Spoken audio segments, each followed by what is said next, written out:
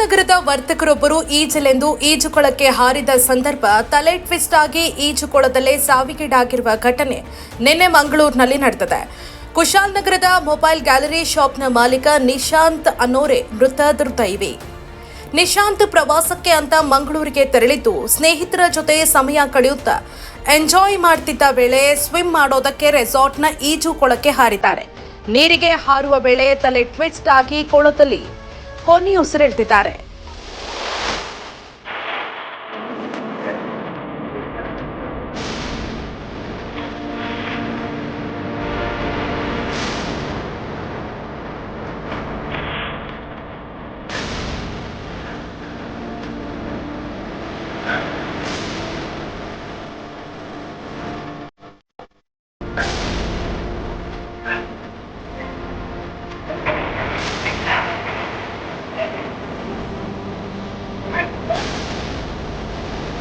ಕೂಡಲೇ ಆಸ್ಪತ್ರೆಗೆ ಕರೆದುಕೊಂಡು ಹೋಗಲಾಯಿತಾದರೂ ಅದಾಗಲೇ ವರ್ತಕನ ಪ್ರಾಣ ಪಕ್ಷಿ ಹಾರಿ ಹೋಗಿತ್ತು.